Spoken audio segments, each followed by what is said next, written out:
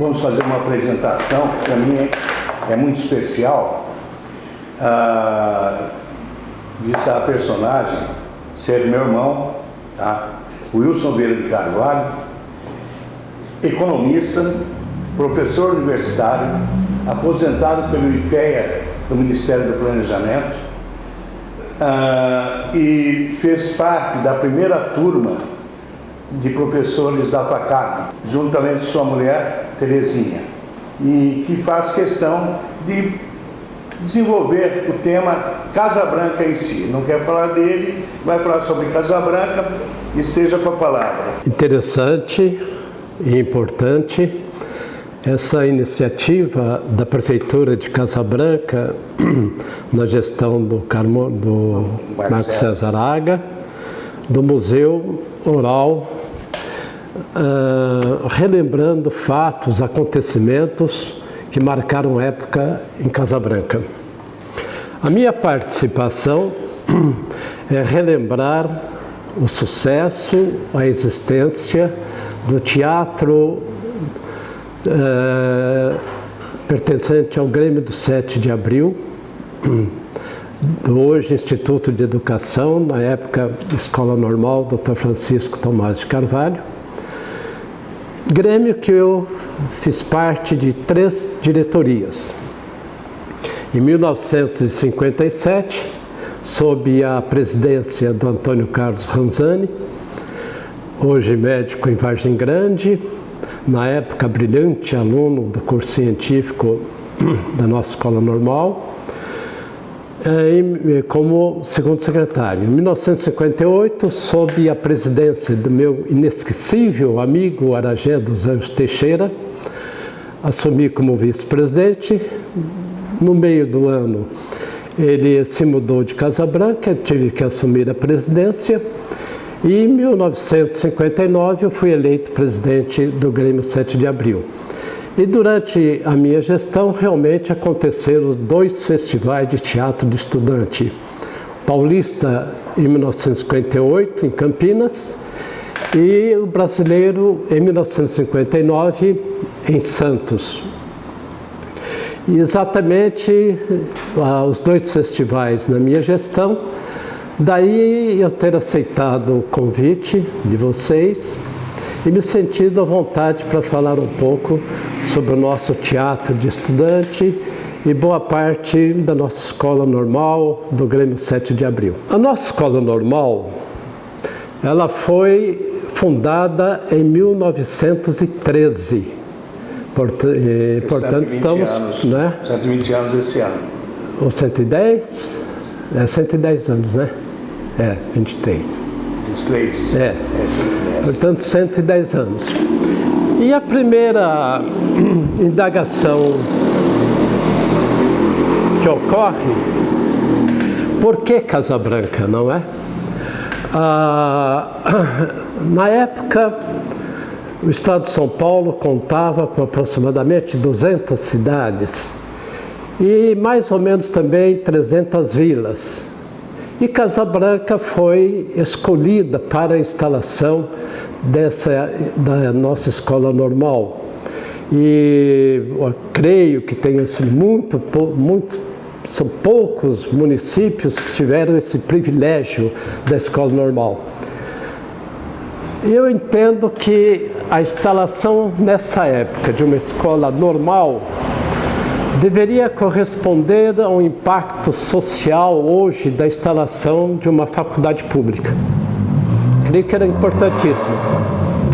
E a gente vai procurar as razões da escolha de Casa Branca. Lógico que é um problema de logística e de importância.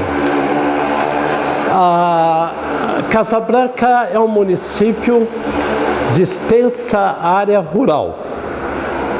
Para termos ideia, dentro de mais de 400 municípios de São Paulo, ela está em 54º lugar em extensão territorial.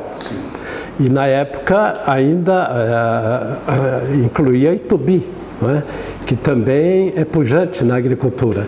Então, a Casa Branca devia ser muito importante na agricultura, porque estava na região do principal produto de exportação da época, que era o café. Exatamente nessa década de 1920, nós estamos passando pelo apogeu da cultura cafeeira e que as exportações resultavam atender a enorme pauta de importação do Brasil. Importações que variavam da área agrícola, né, arados, enxadas, até a área urbana, importando tecidos, utensílios domésticos e até alimentos. E é relembrar que um produto importante para a mesa brasileira e muito barato era o bacalhau. As fazendas compravam caixas de bacalhau para atendimento não só dos proprietários, também de funcionários. E é uma lembrança, né, que hoje é um contraste muito grande com, né, os atuais preços do bacalhau e tal. Mas eu entendo que o principal motivo da escolha de Casa Branca tenha sido o transporte da época. O transporte na época era ferroviário, não se contava com o transporte rodoviário. Em 1913 eu não imagino quantos carros poderiam existir, né? Era insignificante. As rodovias, né? Nenhuma para atender, de forma que a ferrovia era o principal meio de transporte e Casa Branca muito bem localizada em termos de transporte ferroviário, era em trocamento. E aqui mesmo com vocês, né, no museu, nós temos o depoimento do Juvenal, né, Juvenal, que era ferroviário, um depoimento que vale a pena revisar. É de lembrar que pelo transporte ferroviário veio nos visitar o imperador da época, né? Dom Pedro II, hospedou-se em Casa Branca. Aqui, além do transporte, eu também vejo outro motivo. A transição do Império para a República, nós estamos falando agora, não é? Um pouco para trás, mas na mesma geração, 1989, Casa Branca deveria ter relativa importância política. Nós tínhamos aqui dois barões, né? Barão de Mogi Guaçu, Barão de Rio Pardo, Barão de Mogi Guaçu, Barão de Rio Pardo e Barão de Casa Branca. E Barão de Casa Branca, que, né, me escapava. E, então, devia ter uma expressão política. Então, a região, extensão rural, era muito importante, produção de café, tal, estendia até Ribeirão. A ferrovia que ligava o norte do estado com o sul de Minas Gerais. Enfim, o que eu tento entender é que Casa Branca, como centro estudantil, era um polo regional estudantil. E eu confirmo, ou pelo menos, né, tento perceber esse entendimento olhando hoje a região da Avenida Paulista. A construção em São Paulo, a construção da Avenida Paulista, ela data de 1890. Estamos todos ali nas beiras de... Correto.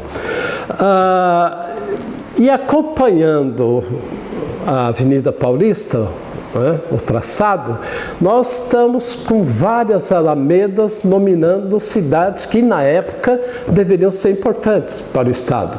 Então você tem a Alameda Santos, paralelamente à Avenida Paulista. Você tem lá no norte a Alameda Franca. Você tem no Vale do Paraíba a Lorena.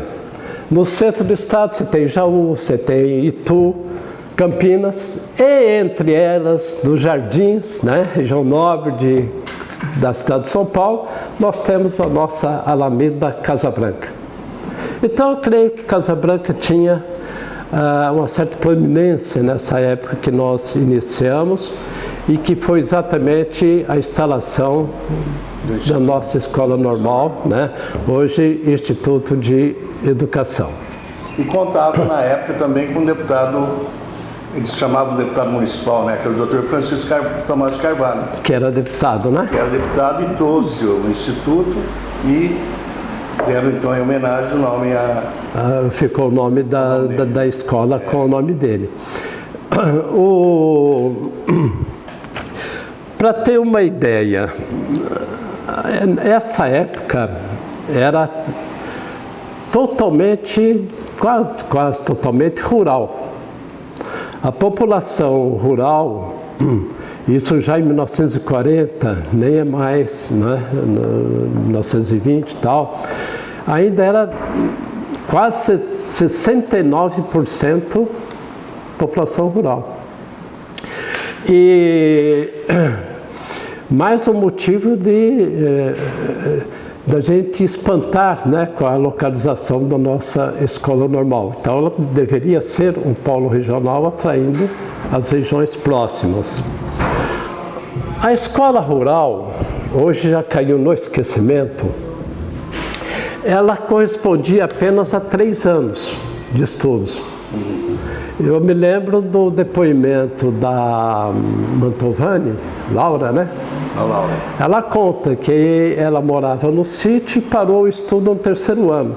Então era de se indagar, por que ela parou no 3º ano? Porque o 4º ano ele tinha que ser realizado na cidade. Então dá para imaginar quantas pessoas, não é? E os 3 anos eram dados por uma pessoa e os só. 3 anos lecionados por uma pessoa só, né? Os heróicos professores primários, né? Alfabetizadores. Então eu imagino que você deveria fazer uma coluna do 1º ano, do 2º, né? Do 3º, e ali desenvolver os programas. Quer dizer, era um ato de heroísmo, sem contar o deslocamento, né? Que se fazia era charrete, era cavalo, etc. Então, os professores sempre foram heróicos. Olhos. Bom, a importância da nossa escola normal. Nós estamos falando de uma época rural, principalmente, né, com essas dificuldades. E após o 1950, nós temos a política de industrialização do Juscelino Kubitschek, em que nós começamos a passar do meio rural para o meio urbano. Tanto é que em 1960, já no governo Juscelino Kubitschek, as populações do mundo rural e urbano já se equivaliam, ainda com pequena predominância da população rural. No entanto, a região sudeste, tá, São Paulo, né, Paraná, Rio de Janeiro, essa região ela teve um crescimento urbano muito grande, diferente do Brasil. O Brasil continua rural, mas essa região, com a instalação da indústria automobilística, que foi o carro-chefe da industrialização, com o seu entorno cheio de autopeças, instalando-se no ABC Paulista. Então, o crescimento urbano foi enorme. Então, eu estou somando. Não deixando também de lembrar que em 1929 nós tivemos a grande crise americana e que repercutiu demais no Brasil, principalmente na economia cafeeira. Os dados apontam, foram queimados para equilibrar a oferta e demanda de café 70 milhões de sacas. Uma coisa absurda. Mas, e essa exportação de café é o que gerava, né, as importações que a gente tanto necessitava. Então você pega o êxodo rural, população rural para urbana. O crescimento populacional da época, que era aproximadamente 3%, era um crescimento alto. A crise cafeeira, que vários colonos, empregados tiveram que sair para as cidades. Então dá para perceber, né, a pressão de demanda para a construção de escolas. Deve ser uma pressão política. Agora, a construção de escolas que se esparramavam pelo estado de São Paulo, evidentemente exigia professores. Sim. E aqui entra o grande papel da nossa escola normal, formando professores e esparramando, né, pelo nosso estado. Eu creio que não existia região do estado de São Paulo que não tivesse um professor formado em Casa Branca. Me lembro que em 1964, quando mudei para Santo André, você também talvez se lembre, em Santo André nós tínhamos 2 ou 3 professoras de Casa Branca, que por coincidência moravam no bairro Casa Branca, né? Bairro Casa Branca. Ali perto da estação. E próximo à sua casa, na Vila Pires, Isso. tinha a escola Arthur Elbank, Tinha? que tinha sido o diretor em sua época. E que vou falar dele. Falando aí em escola normal, para que o pessoal de hoje tenha uma ideia da importância do Grêmio 7 de Abril na escola normal, eu me lembro, eu criança, eu descia para fazer o pré-primário ali no prédio novo, onde funciona até hoje, e nós passávamos, em época de eleição do Grêmio, a rua da igreja presbiteriana até a praça, ela era toda pichada. Isso. Com os nomes dos candidatos e das chapas concorrentes ao Grêmio 7 de Abril. Era tão concorrido quanto a eleição a prefeito da cidade. Sem dúvida. Nós pintávamos toda a rua ali com, né, E os nomes dos candidatos, os comícios, era época de grandes oradores. Bom, continuando aí. Onde que eu tinha parado? Na Evolução Industrial. Pois é. Então nós tivemos uma necessidade de escolas. E Casa Branca aí, né, foi a grande fornecedora de professores pelo estado todo. Aqui na região da Zona Leste de São Paulo, tinha muitos professores, né, de Casa Branca, Alto Paulista. Enfim, qualquer região do estado de São Paulo, lá tinha um professor formado na famosa Escola Normal de Casa Branca. E essa excelência da escola normal, logicamente, ela vai refletir nos demais cursos. Hoje eu não estou muito a par das divisões, mas na época era ginásio, clássico, científico, né? E isso atraía alunos de toda a região, não era só de Casa Branca. E com um problema muito sério, vejam. O número de vagas para os cursos colegiais do ginásio era muito restrito. E saíam alunos do Rubião Júnior, da própria escola normal, do grupinho. Eu acho que aí vinha a primeira ansiedade dos nossos pais. O primeiro vestibular, não é? Enfrentado pelo filho.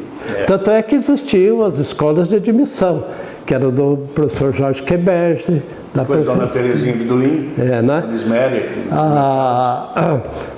Na época da professora Estela Bassi. Então, eram cursos rigorosos, a gente passava por uma admissão muito rigorosa. E isso também explicava muitos alunos terem desistido de continuar. Era um período muito difícil da vida estudantil.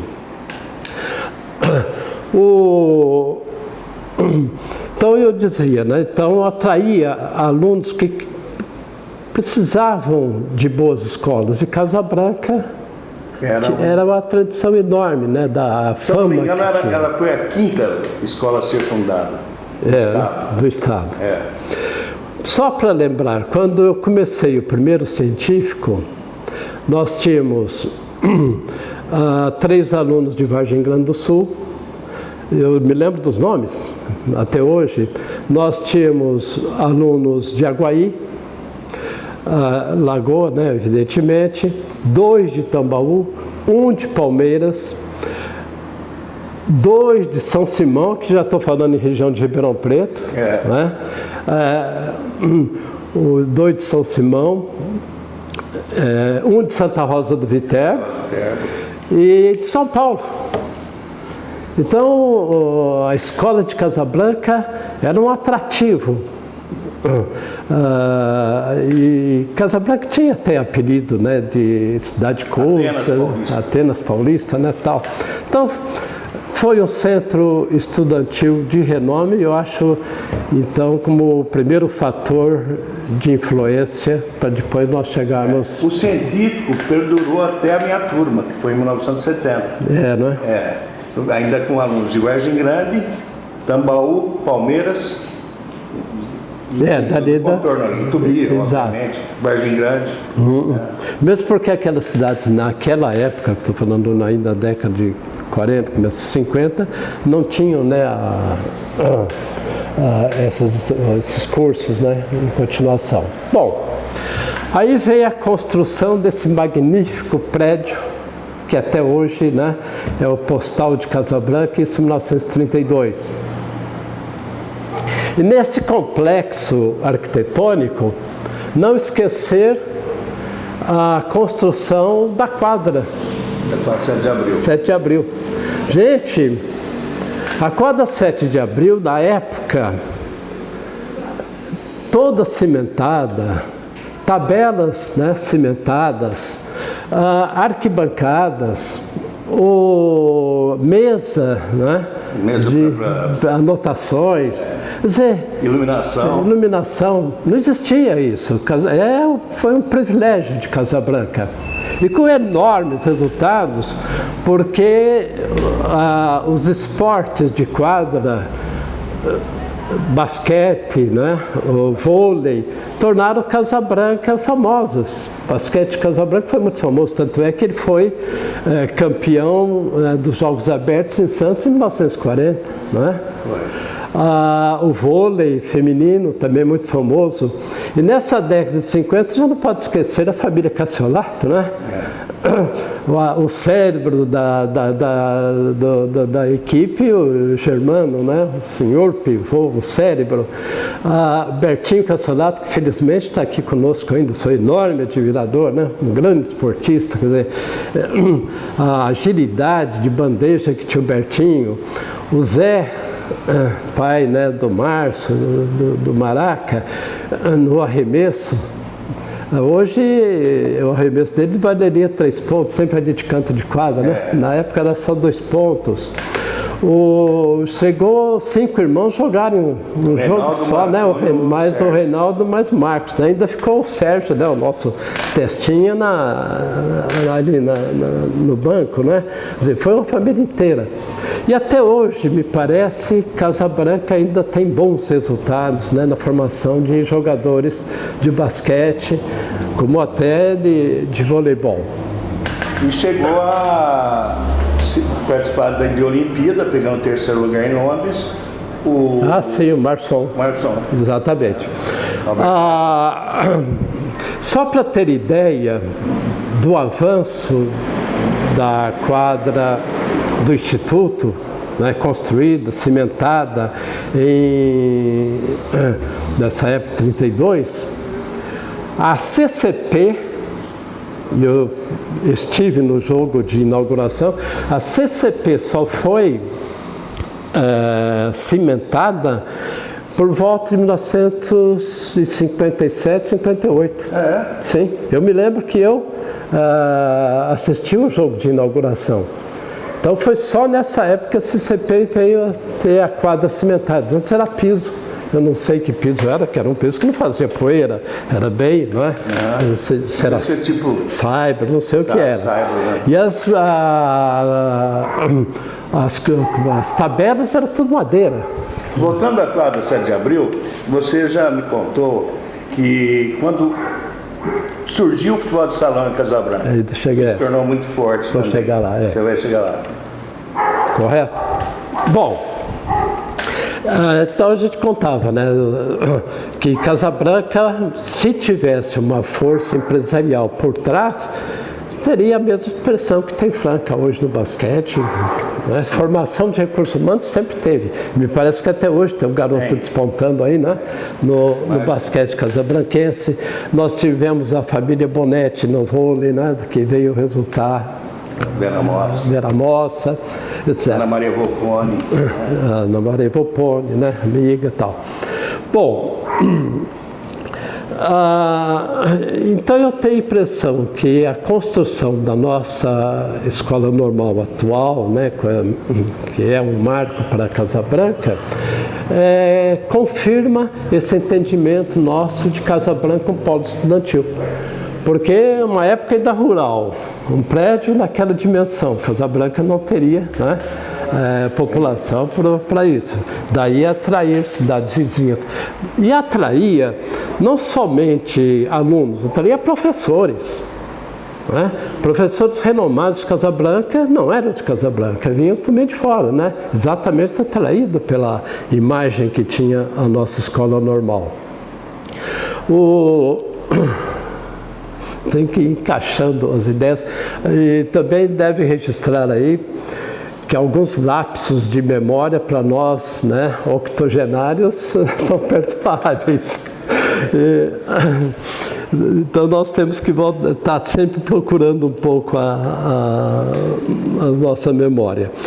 O Grêmio 7 de Abril, falando um pouco nisso, ele também é fundamental para a existência do nosso teatro. Mas antes do Grêmio, também puxar comunicações. Aqui um paradoxo. A precariedade, não diria precariedade, mas sim melhor que precariedade, a dificuldade de comunicação, ela ajudou, por incrível que pareça, que um paradoxo, os eventos realizados em Casa Branca. Por que que ajudou? Nós estamos falando de uma época que você não tinha concorrência da televisão, não é? Internet. Bom, em ficção você ainda imaginava viagens interplanetárias, flash forward, mas internet nem por ficção você imaginava, né? Só para dar assim uma ideia da distância das comunicações da época com a atualidade que vivemos, eu me lembro que com 7 ou 8 anos a gente brincava de telefonar. E como era o telefone nosso? Você pegava 2 latinhas de massa de tomate, punha um barbante, né, uma linha, aí você escondia atrás de uma árvore e usava aquela latinha como fono, o outro como áudio. Aí se trocava, o do fono passa para áudio e vice-versa. E ali era a brincadeira de telefone. Então, hoje, se você comparar com a nossa geração, que a criança de 1 ano brinca num celular, né, por aí dá para imaginar a distância. Então, estou falando da comunicação, telecomunicação, etc. Então, podemos aproximar aquela época para hoje o rádio, o correio e o telegrama. E mesmo assim, telegrama eu não sei, né, como é que era. Mas é o que você ainda pode aproximar. Tem o telex, né, por causa de bem depois. Também, né? Era telegrama ainda também, né? Depois vem telex, bom, aí bem-vindo, né, as comunicações. Mas então, por que o paradoxo? O nosso mundo de eventos era um mundinho que reunia todo mundo, era ali. Né? Você tinha, por exemplo, a festa do desterro. A festa do desterro, hoje o pessoal não imagina a importância. E nós estamos também falando de uma época muito formal. Uma época que eu não lembro do meu avô, não lembro dos meus tios sem terno e gravata. Qualquer loja que você entrasse, o pessoal de terno e gravata. Quer dizer, uma formalidade incrível. Basta citar, quando eu entrei no ginásio... Gravata. Não, túnica. No primeiro ano ginasial, nós tínhamos túnica, era um tipo de paletó. Você tinha camisa, gravata e túnica. Eu tenho foto. Eu procurei. Cheguei a usar. Depois sim. Aí em 52 mudou para a meio azeitona, né? Oliva, mudou o uniforme. Mas então era muito formal. Então você chegava na festa do desterro. Uma enorme formalidade, as pessoas iam para a festa, né, todas com indumentárias, móveis, etc. E o mais interessante, o pessoal hoje não faz ideia, nós tínhamos linhas de ônibus, porque naquela época era rua. A ligação para o desterro é longa e terra. Então você pega senhoras, né, de salto altos, homens com ternos, né, se deslocando com os filhos para o desterro. Então formavam ônibus. A fila, o ponto de ônibus era ali atrás do Cristo. A igreja, né? Onde tem aquela curva, ali era o ponto de ônibus. E tinha 2 ônibus, ou 3, não me lembro. E essa fila ia até lá no Clube Casa Branca. Então você ia enchendo os ônibus, ele ia e voltava. Alguns voltavam, então quando, né, terminava. E as prendas.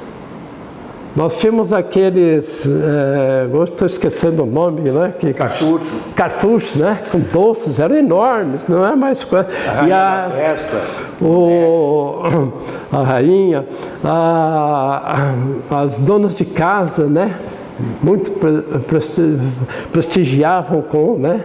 As prendas com doces, era muito fantástico. Bom, era um evento chamativo, né? A cidade participando. Depois, Festa de Jabuticaba, outro enorme evento, né?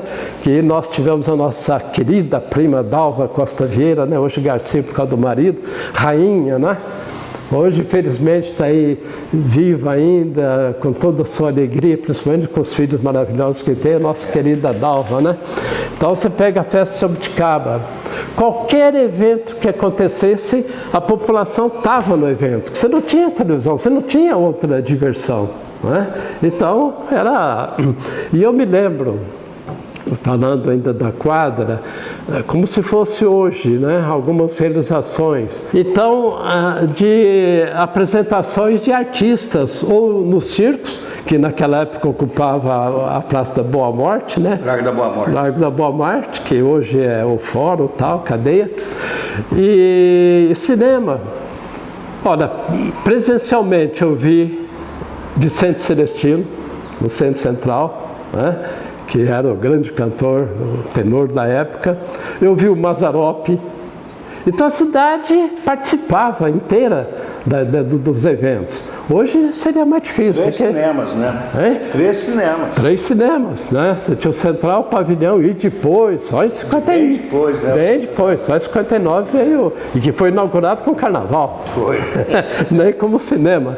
Então chegaria o Cine Casa Branca. Então, me lembro que, essa é muito divertida, eu estava com 17 anos, que naquela época a gente queria ter 18 para ver filme proibido, né? E, pô, não posso entrar, né? E aí foi apresentado um teatro-revista em Casa Branca, foi um rebu, o pessoal queria ver as vedetes, mas não saiu do hotel, né? E foi muito, então, enfim, teve um evento, a população de Casa Branca estava presente. Estava junto. Então, era uma força centrípeta, que não fazia o pessoal se juntar e levar à frente. Hoje seria mais difícil, né? Porque você tem muita concorrência visual, né? Desde da televisão, da internet nem se fala, né? Hoje você não conversa mais. Você dentro de uma casa. Você dentro de uma casa, você liga, né? Então, era outro mundo. Estou falando de comunicações. Transporte. Ferroviário, né? Como a gente já citou, rodoviário era de pouca expressão. Não havia essa ligação Casa Branca-Aguaí. Não, tinha que passar por São João da Boa Vista.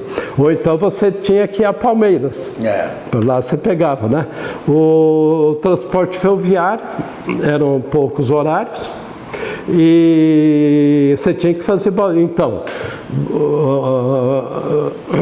você gastava 6 horas, Casa Branca, São Paulo. Em Campinas tinha que fazer baldeação, mas a gente fica... Ou então você ia para Palmeiras e pegava Paulista, mas você tem que deslocar para Palmeiras. Telefone, já tinha falado um pouco, uma ligação, ninguém tinha telefone. Era raríssimo. Os primeiros telefones eram de parede, com manivela, né? E depois chegaram os telefones de mesa, mas eram pouquíssimas residências com telefone. Então toda a cidade tinha seu centro telefônico. Que em Casabranca era na Rua da Estação, né? Primo Hortolândia. Você tinha que fazer uma ligação para São Paulo, por exemplo, na casa dos nossos tios, você ia com o número do telefone e entregava para a telefonista. Aí a telefonista pegava, era PBX, aí ela fazia as ligações e ia de cidade em cidade. Até chegar em casa. Demorava um tempo ainda. Pois é, aí ela nos atendia, digamos, 10 horas da manhã. Aí ela dizia, ó, você me volta às 3. Você me volta às 3 da tarde. Aí à tarde a gente voltava, sentava lá e esperava completar, né? Quer dizer, olha a distância, né, do nosso celular atualmente, né? Então estou falando do transporte, falando do telefone. Vou falar ainda no ensino, Wilson. Você acha que a fama do Instituto, da Escola Normal, à época, puxou a industrial? É onde íamos chegar. Porque falando em professores, a industrial também esparramou professores para todo o estado. Exatamente. Além de pessoal para as indústrias que vinham surgindo, as automobilísticas, né? Exatamente. Então nós tínhamos uma limitação de vagas por causa da admissão. Então quantos podiam continuar os estudos? Sim. Não era muito difícil, porque o exame de admissão, primeiro as vagas existentes, era um exame puxado. Então muitos alunos pararam no 4º ano de grupo na época.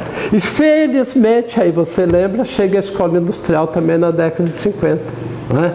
E aí abriu as oportunidades de estudo, se alargaram.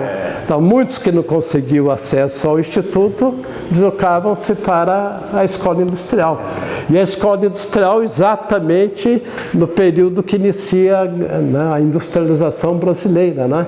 E requerendo mão de obra. Novamente Casabranca participando do desenvolvimento. E tanto é que tinham poucas escolas industriais no também, estado todo. Exatamente. Eu me lembro de fazer os jogos das escolas industriais, eram tipo, no máximo 8 cidades que tinham escola industrial. Me lembro assim, Franca tinha, eram poucas.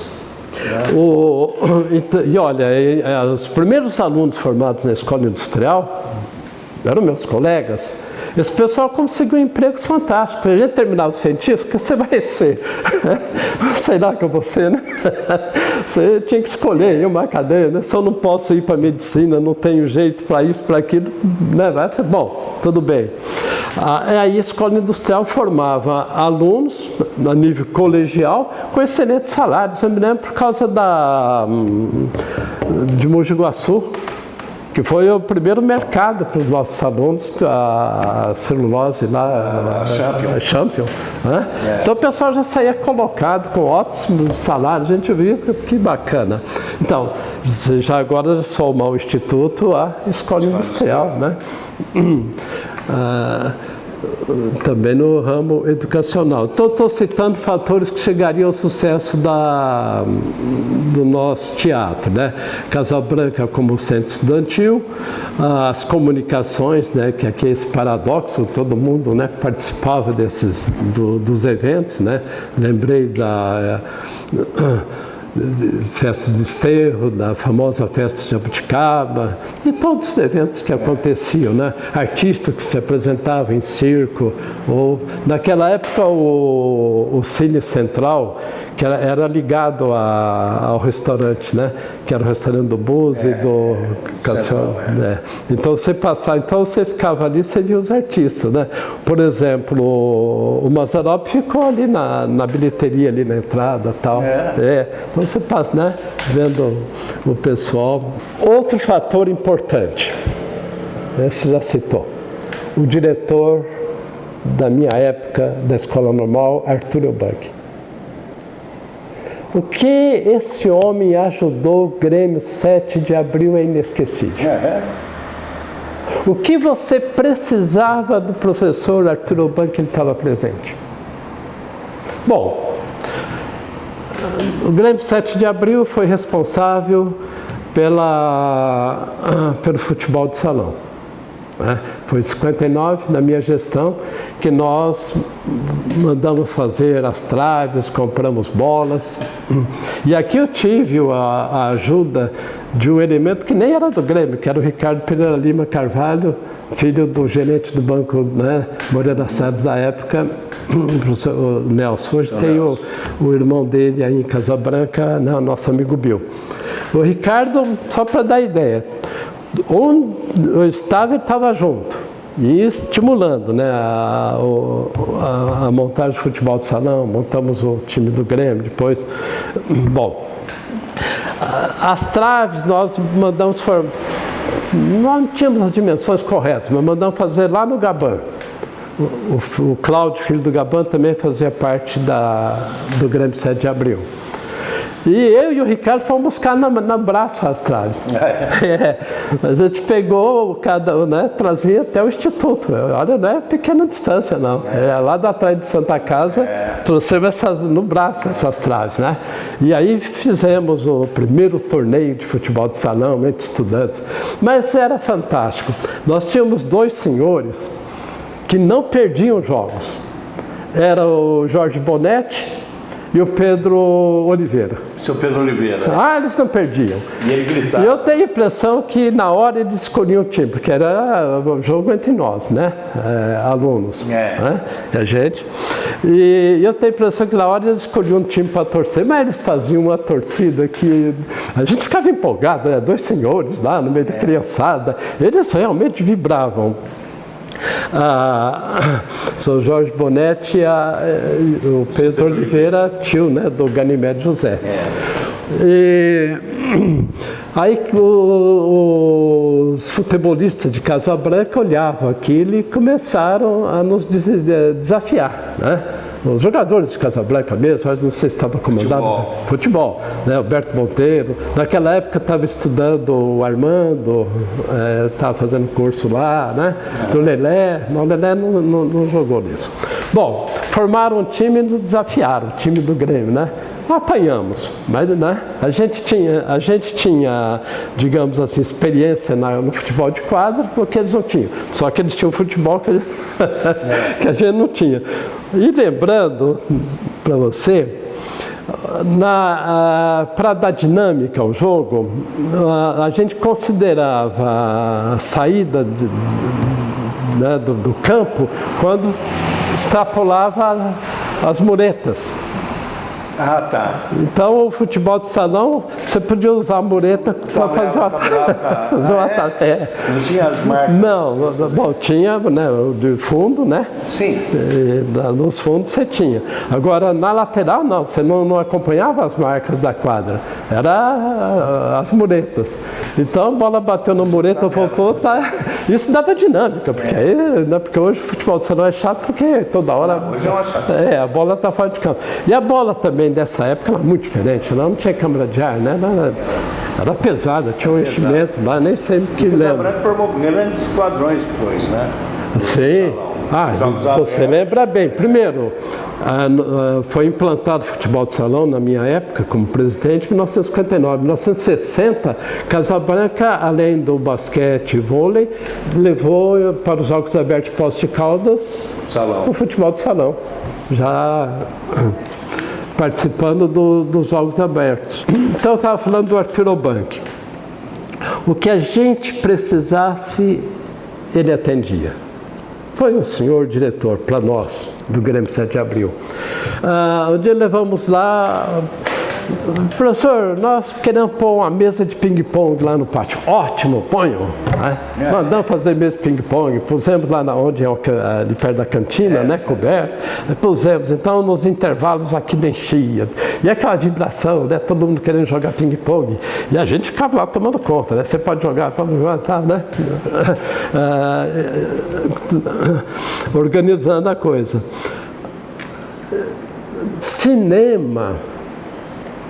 A escola normal tinha uns filmes, e tinha projetor. Aqueles projetores milímetros também, né? Não entendo bem daquilo, mas tinha alguns filmes e projetor. Nós enchíamos o salão do Instituto, a turma participava, era lá que era a diversão. Então qualquer filminho podia arrebentar, aquilo lá arrebentava de rolo, N vezes, mas a turma estava lá, e o professor Dr. Bank, ele bancava, abria a escola à noite, nós íamos para a escola, né?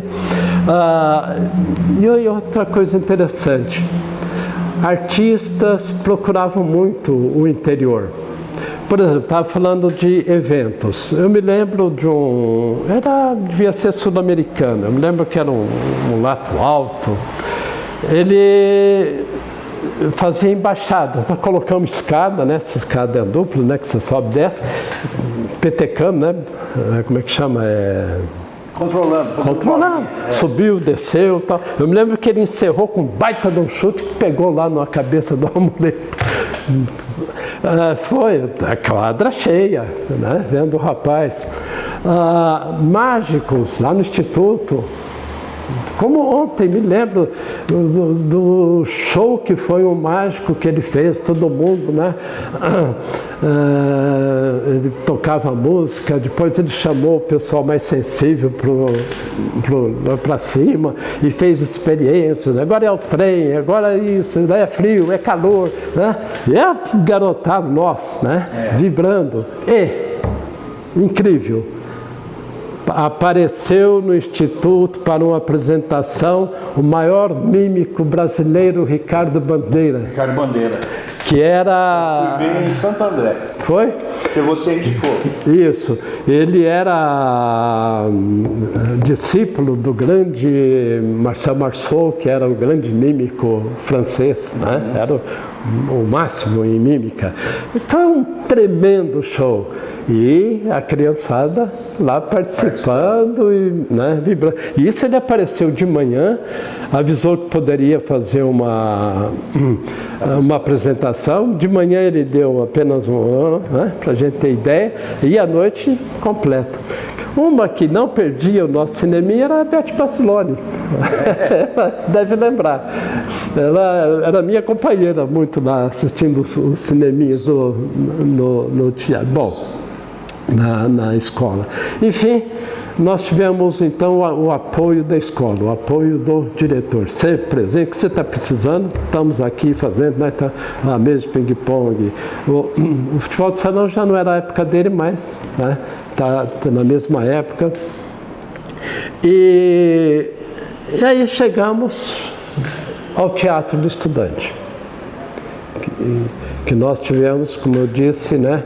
A participação no Festival Paulista em Campinas, Festival Brasileiro em Santos. Eu não me lembro, já era na minha gestão, né, porque o Aragé tinha saído e eu tinha assumido em 1958. Eu falo. Já era na minha gestão, eu não me lembro como surgiu o convite para ir para o Festival Paulista. Mas, enfim, a fama do nosso grupo teatral era muito grande. Tinha fama ali pela região toda, né? Nós nos apresentávamos até fora de Casabranca. E contávamos com uma experiência consagrada, que era a Igreja Presbiteriana. Eles já tinham... já tinham o teatro deles? Já tinham o teatro deles. Tá. Então, nós chupamos, né, na boa, esse grupo da Igreja Presbiteriana, que era o Neno, a Ada, Biné, né, a Cleusa Bastos. Então, esse pessoal veio. E esse pessoal que fez... Aqui é o mais importante, né? São os artistas, né? Então... E as apresentações eram de esquetes, não era assim de peça. O que caiu muito ao gosto dos estudantes eram os esquetes, né? Que eram coisas rápidas, cômicas, né? E nós tínhamos dois artistas, que eram o Neno e o Biné, que vamos equiparar assim ao Gordo e Magro. Quer dizer, o Neno não era gordo, mas perto do Biné, perto do Biné qualquer era gordo, né? Mas os dois eram o máximo, né? Os esquetes com os dois. Aí você tinha a Ada você conversava com ela naquela serenidade, mas num palco ela se transformava. Né? Nossa, era fantástica. A Cleusa Bastos, é filha do Carlos Bastos, hoje tem o Toninho ainda, né? Lá na prefeitura com o meu irmão. Então esse era o grupo principal, era o Neno, o Biné, a Cleusa, a Ada, eram os 4 mesmo. E participamos do Festival Paulista. Foi um sucesso. A última noite do festival, os diretores da época, lá organizadores, você não acredita, eles chegaram para nós e disseram: nós queremos que vocês fechem o festival, encerrem. E por coincidência, nessa noite, devia ser um sábado, não me lembro, foi nos visitar o Araré, dos Anjos Teixeira, irmão do Aragé. Sim. E o Araré é um exímio orador, né? Aí aproveitamos: Araré, você está aqui, hoje você vai apresentar o grupo teatral. Aí foi a noite, né, magistral. Subir, falou: hoje Casabranca vai encerrar com uma apresentação fazendo paródias dos grupos anteriores. Tá. Foi na base de o Neno e o Biné, né? De olhar e pegar, pensar o que era, né, mais interessante em cada apresentação. E ali foi o encerramento. Casabranca fez o encerramento. Campinas. Festival Paulista em Campinas. E o Araré deu o início, né, com um senhor orador, né, apresentando a escola, o Grêmio, os autores. Então, e toda a apresentação do nosso teatro era intermediado também por músicos, 2 meninos. Era o Francisco Sandoval, Chiquinho, falecido, né, infelizmente, e a Bernadette Ribeiro, irmão do Antônio Geraldo, que era farmacêutico até recentemente. Os dois eram cantores. O Sandoval, ele cantava músicas do Francisco Alves, e a Bernadette, músicas da... escapando agora do que fazia shows de sertanejo, daqui a pouco, né, me lembro. Bom, Balão de Gás, clássico, Enesita Barroso. E ela cantava música Enesita Barroso. Bom, o sucesso do Festival Paulista, né, que tivemos, como o Grêmio de 7 de Abril, mas tudo aí importante era o Neno, o Biné, e eram os 4, né? Então nós fomos premiados com convite para o Festival Brasileiro. Aí já foi brasileiro. Aí já foi em 59, nos 2 no mês de julho. Aí fomos chamados para o Festival Brasileiro. Mas o Festival Brasileiro era de universitários. Veja bem, né? Onde a gente estava... fomos convidados pelo desempenho que tivemos no Festival Paulista, mas nos avisaram: vocês não vão fazer apresentação de peça. Ela era quase, né, profissional a coisa. Vocês vão preparar uma peça para apresentar. Provavelmente apresentarão uma peça. E aqui entra a Margot, né? Isso eu ia falar, Margot. Isso. Aí entraram 2, porque naquela época, na escola normal, estava havendo um curso de extensão. Tinham vários professores que voltaram para fazer esse curso, né? Foi o caso do Roberto Masqueto, que se incorporou ao teatro, a Margot, que se incorporou ao teatro, e outros, né? Que nem o Lelé, o Armando e tal, eles estavam fazendo curso nessa época. Bom, aí a Margot, nós, né, se incorporou e nós falamos: nós temos que apresentar uma peça, né? Pelo menos levar para apresentar uma peça. Ela falou: não, vamos apresentar para o Tio Fantasminha, Maria Clara Machado. E foi a ideia do Margot. E a Margot bolou também um distintivo para a gente, porque nós fomos para Santos com calça normal, mas com aquele blusão de esporte do Instituto Verde, né, tal. E a Margot fez sabe essas caveirinhas de teatro, né? Então ela fez aquilo, a gente pregava no botão aqui na camisa e fomos, né, participar do Festival Brasileiro. De curso secundário, eu me lembro que lá perto de Franca, acho que Garapava tinha, a gente se encontrou no trem. Ah, vocês também estão indo, né? Mas grupo secundário, eu me lembro Casabranca, podia ser Garapava, o resto era tudo faculdades, universitários. E partimos para Santos. Pegamos um noturno, aí tínhamos que fazer baldeação, aí a gente brincava, né, que a gente parou na estação, cada um foi para um lado, as meninas foram para a cidade, para a casa de amigas. Tinha a Benê, Marinha, eram ferroviários.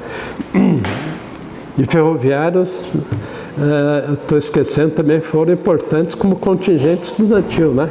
Famílias de ferroviários que vieram para Casabranca, os filhos foram todos nossos colegas, né? Isso até estou esquecendo de mencionar, foi muito importante também como estudantes os filhos de ferroviários, ou os próprios ferroviários. Bom, então nós fomos posar lá na frente da estação, né? Então, onde você está? Estou no Hotel Lua, né? Estou no Hotel Sereno, era muito gostoso. Bom, chegamos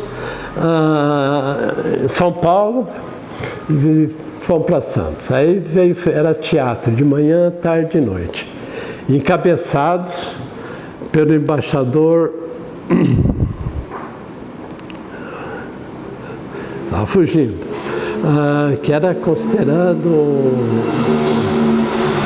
grande, né, apoio às artes do Brasil, Pascoal Carlos Magno.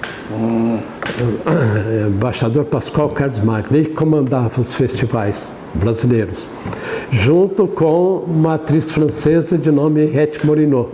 E a gente sentava sempre perto deles no teatro. Você tinha teatro de manhã, teatro da tarde, teatro à noite, né?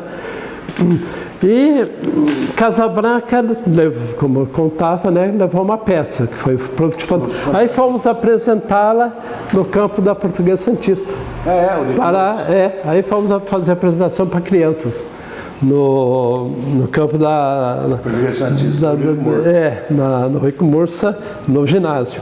Aí chegamos lá, fizemos a apresentação. Participamos, né, do festival. E nesse festival foram premiados a peça do Ariano Suassuna, através de um ator goiano, que fez o que ele chamava? João, bom, dos personagens, né, tinha Suassuna, da Alto da Compadecida. E o João Grilo foi o ator premiado, e a atriz premiada era do Teatro Oficina, que participou. Teatro Oficina tinha 1 ano de duração, tinha um casabranquense, se a memória não me trai, Edsel Brito. Edsel Brito. Participava do grupo Oficina. E o grupo, a Éter, como é que ela chama? Eu anotei aqui para não esquecer, que os nomes a gente esquece. A atriz famosa, né, que ainda é viva também, ela foi a atriz premiada, Ed Fraser. Ed Fraser. Isso, ela foi a atriz premiada. Bom, encerrado o festival em Santos, nos deslocamos para São Paulo. Aí fomos convidados, nós estávamos em mais ou menos, a gente ouvia falar na época em 900 estudantes do Brasil inteiro. Nós ficamos, por exemplo, hospedados com a turma da Paraíba, da Universidade de Paraíba. As hospedagens foram ali próximo à Ponta da Praia, naquelas escolas. Ali que hospedaram, né, os artistas, né? E nós ficamos junto com o pessoal da Paraíba, universitários. Bom, encerrada em Santos, nós fomos para São Paulo e eles calculavam, a gente ouvia falar em 900. Hoje consta na internet que tinha mais de 1000 alunos nesse festival. Aí chegamos em São Paulo, a Maria Della Costa, que chamou todo mundo para ir para o teatro dela. Sim, era a peça O Gimba. Gimba estava no auge, do teatro na época. Aí todos nós fomos lá para o Teatro Maria de la Costa. E ela né, trabalhando, apresentou. E em Santos participavam alguns artistas. Por exemplo, eu me lembro da Cacilda Becker, em Praça Pública, apresentou a peça Mary Stuart. Você falou da Campinas, também parece um que era famoso. Você comentou uma vez, não lembro agora. Então, vimos a Cacilda Becker, aí, né, a Maria de la Costa. Encerrado a peça da Maria de la Costa, o Globo, que na época não tinha televisão, era o jornal. Aí pegou todo mundo e mandou para o Rio. Ah, é? Aí fizemos um trem fretado à noite, aí viajamos para o Rio. Agora você imagine, né, a delícia, 1000 estudantes e ninguém parava sentado, né? Todo mundo, um visitando os outros, aquele, né? Folia. Aí chegamos no Rio, aí eram caminhões do Corpo de Bombeiro nos recebendo. Aqueles caminhões que tinham bancos opostos. Sim. Então, sentamos naqueles caminhões, a turminha de Casa Branca, nós fomos para o Colégio de Surdos Mudos, né? Não era colégio, era, bom, o Instituto. Aí fomos ser hospedados no Instituto Surdo Mudo. Nós chegamos tudo pregado, né? Noite, né? Ninguém dormindo, aquela folia. O Roberto Maschetto criou um refrão para a gente cantar em italiano. Era muito divertido também. Bom, aí à noite nós nos dividimos. Eu, por exemplo, optei por cinema. Tinha chegado no Rio aquela semana, A Volta ao Mundo em 80 Dias, Devenir, Cantinflas, né? Optei pra... E o outro grupo optou para ir ao Maracanã, que tinha um clássico. Daí nós dividimos. Bom, levantamos no dia seguinte e fomos recebidos no Catete, naquela época, né, a capital do estado era no Rio de Janeiro. Estou falando de 59. Em abril de 1960 foi inaugurado Brasília. Isso. Então nós fomos para o Catete ser recebido a visitar o Juscelino Kubitschek.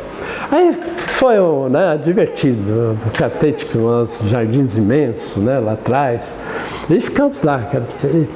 Demorou mais ou menos 1 hora para o Juscelino aparecer. Homem muito elegante, né, bom orador. Ele apareceu, né, fez, né, toda a saudação. Compositor também.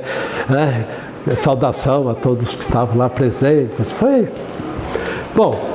Depois da saudação dele, todo mundo começou a gritar: queremos ir para Brasília, queremos ir para Brasília. Aí ele se desculpou, falou: olha, não sei se a quantidade é enorme, eu não tenho tantos aviões da FAB assim disponíveis, mas se alguém ficar, eu prometo que eu levo. E parece, isso ouvimos depois, né?